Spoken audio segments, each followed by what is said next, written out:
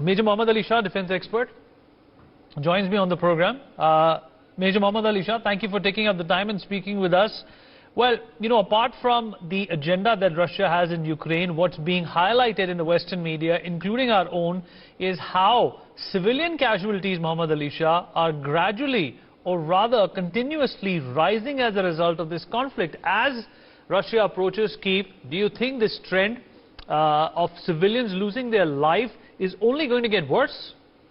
Of course, it is going to get worse further because, you know, firstly, Russia, by invading Ukraine, by attacking them, they're wrong. There's no doubt about it. There are no ifs, no buts. I totally agree. Irrespective of the fact that they were provoked or whatever the background of the history is, no one has the right to actually take anyone's life and to attack and be aggressive first. Having said that, Vineet, I also would say that, you know, in Ukraine, President Zelensky had given weapons to the civilians. So now when these civilians, as you mentioned about civilian casualties, when they surround the Russian troops, what would the Russian troops do? Just being fair to both the sides, in fact, to Ukraine and Russians, what would the Russians do? What would the army do? They would open fire on the casualty, right? So that is exactly what's happening. And secondly, apart from that, one more thing, if you see, where they say that they have taken 200 hostages, the Ukrainians have said that they've taken 200 hostages, their mayor was kidnapped. I feel in a war zone, there are no hostages. There is no kidnapping. It's purely prisoner of war. It's purely taking captive.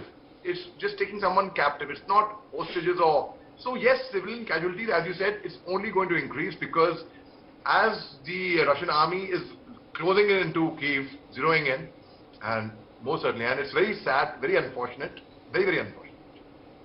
All right, some more breaking news coming in at this time.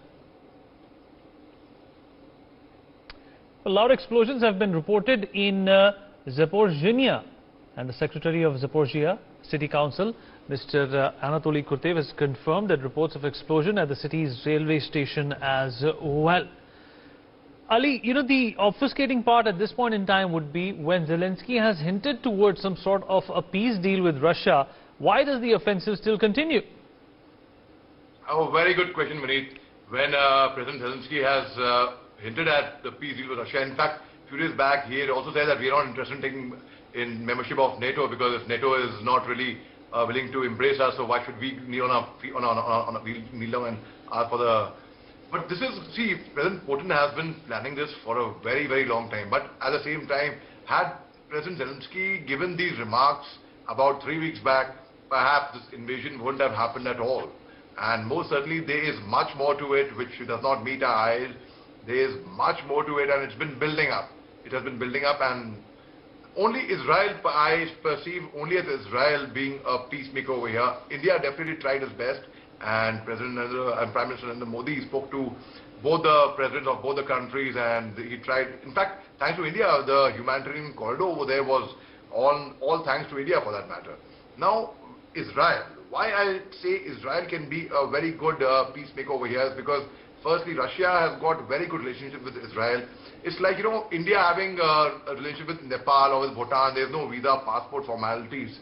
Similarly, Israel and Russia, there is no visa passport formalities. In 2014, there was a hotline which was after Crimea had separated and got liberated, in fact. That's the time a hotline was established between from Israel and Russia. And also the S-400s, which are Russian origin, which those are deployed in Syria, in fact, on behalf of Russia has deployed them there. None of them are facing Israel altogether. And Israel, out of 2.5 million people who visited Russia in the year 2016-17, the tourists, 17% of them are from Israel. And Israel has been felicitating a lot for Russian activities. Now, President Zelensky, who is a Jew, he certainly has an equation with the Prime Minister of Israel as well. So yes, and now, but coming back to your question, Vineet, why is it not ending? There's certainly much more than that meets the eye. Also, if we talk about the natural resources, which people do not talk about, Ukraine is very rich in uranium, for that matter, and copper, aluminium, which is also, even Russia is very rich in that. So there is definitely much more than just NATO membership, Vineet. There's much more to that. All right.